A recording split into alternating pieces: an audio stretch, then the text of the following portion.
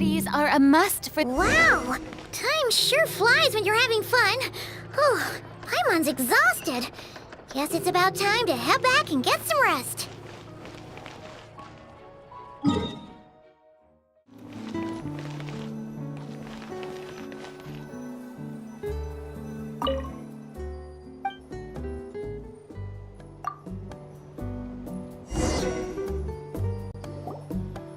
Morning, Traveler. Morning, Paimon. Thought I'd come over and say hi, puffer, floaters, and all. Morning, Mualani.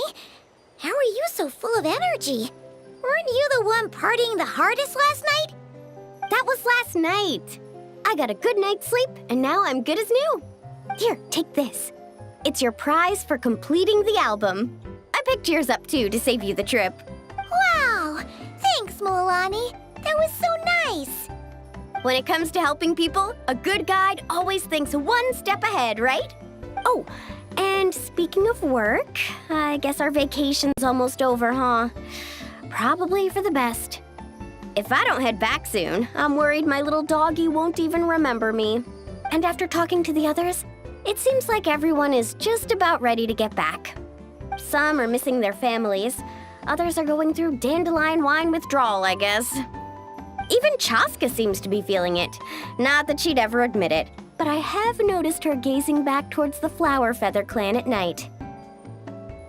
But summer's not over yet, so I say, we squeeze a few more unforgettable moments into the time we've got left. Like another group photo. Hey, how about taking one right here? After all this time, Paimon's grown kind of attached to this place. Great idea! Why don't you spruce up this wall, and I'll go gather the others. See you over—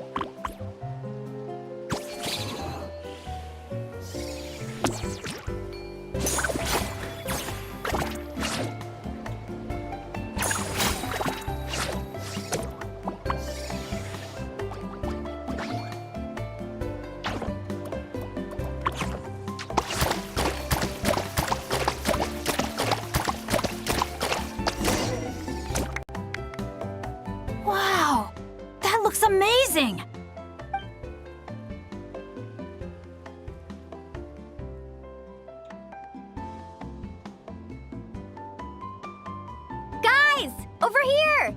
We're gonna take a picture together! Oh, not bad, not bad.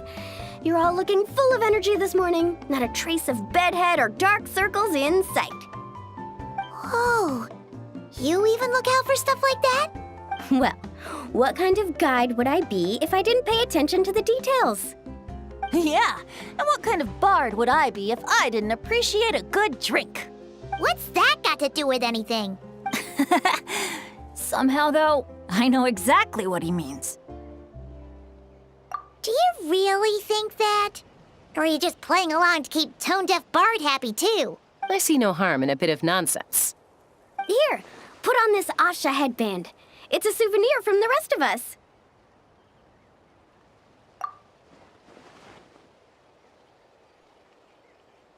It really suits you.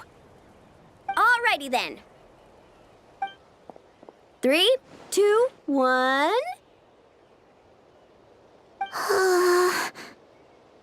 Paimon? Sorry. All that nonsense has got Paimon's head muddled. Her mind's gone completely blank. Don't want it all to end, huh? Are you worried once you say those words, the vacation will officially be over? How the... Paimon thought peacemakers couldn't read people's minds. Oh, Paimon. Don't worry, Paimon. Summer's sure to come again. Just like you said when you made that wish to the Pyro Archon. Even though we'll all be going our separate ways, as long as we cherish each other's friendship, I just know that our paths will cross again. Bennett's becoming quite the talker, huh, Professor Venti? Well, I wouldn't dare take credit for something like that. Your tone would suggest otherwise. Come on! Paimon was just starting to feel inspired! Why don't we just give it another try? Yeah, let's do it all together this time. Huh. What should we shout? Sounds good! 3, 2, 1. Lucky Star! So, what are your plans for the future, Bennett? If you're having trouble deciding, you can always park it in the People of the Springs for a bit. Or however long you want, really. Thanks for the kind offer, Moalani. I actually went to see the Pyro Archon to tell her how grateful I am for everything she's done for me. She told me that the domain we entered was an abyssal simulation of the Mare Javari. It was extremely unstable, and now it's completely gone. Later, when we got on to talking about my future, she said I was more than welcome to stay here in Natlan, but also that she would respect my decision, whatever it turned out to be. And after thinking it over, long and hard, I've decided to return to Mondstadt. You miss your dads, don't you? That's definitely part of it. I promised to tell them everything that happened on this adventure, and I can't go back on my word. But also, when I said goodbye to my mom and dad, I promised them I'd become the most legendary adventurer in all of Teyvat someday. And no adventurer should stay in one place for too long. Bennett. What if your luck starts going downhill again the moment you leave Natlan? It's fine. The warmth and kindness I've experienced on this adventure is enough to get me through all the challenges that lie ahead. As I attempt to shape my own fate, I want to take that same kindness and pass it forward. That's something I've always believed in. Hear, hear! To our leader! To our leader, Bennett! Cheers!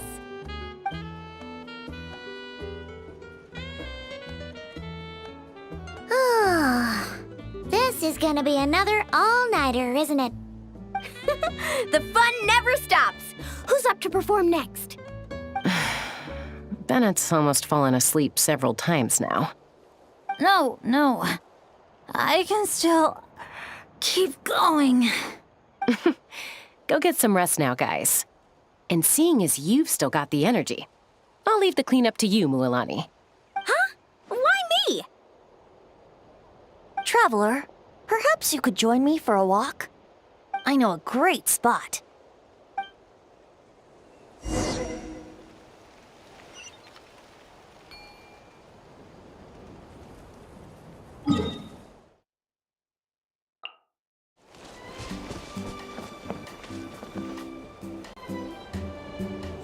might be tone deaf, but you sure know how to sniff out a good view. Glad you like it. Some stories aren't meant for the birds, only for the stars high in the sky. More like a story that begins with time itself. Long, long ago, time began to write the story of this world. To her, all living beings were equal, both in their value and in significance. Like an ancient scroll, she engraved upon her memory all people, all events, all encounters, and all farewells. Back then, as an animal spirit, I had a chance encounter with time at the Thousand Winds Temple.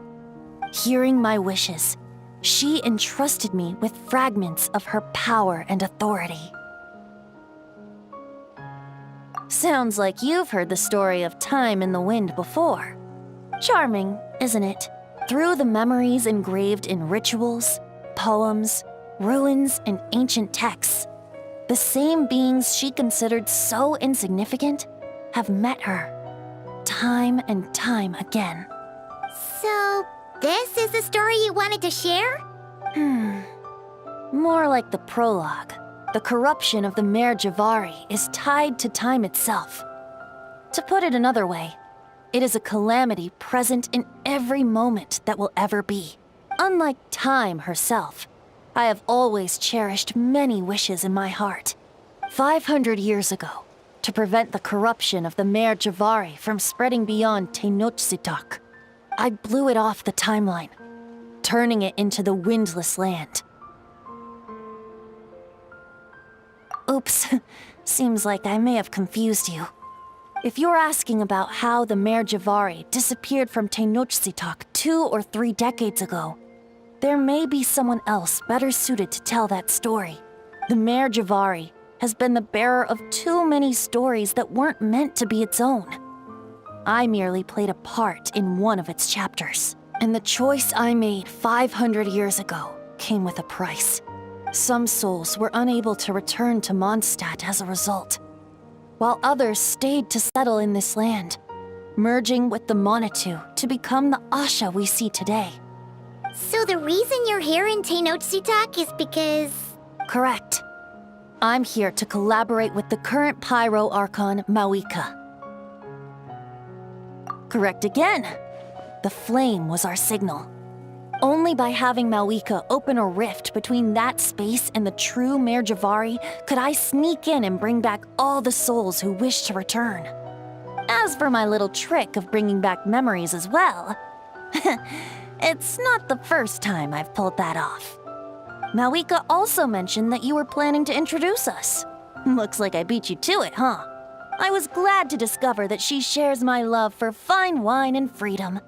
We got along great. Well, it really took it out of me for a few days. In fact, I still feel pretty dead on my feet even now. Oh, really? But thinking of all the Aether mead and dandelion wine still left to drink, I suppose I can hang in there a little longer. You don't look that tired to Paimon. So, don't think you can just pull out that little excuse and we'll suddenly foot all your bills. Oh, how you wound me, Paimon! You'll hook me up with some good liquor, won't you, traveler? I suppose to protect Mondstadt, and that everyone who wishes to stay there has the freedom to choose their own path.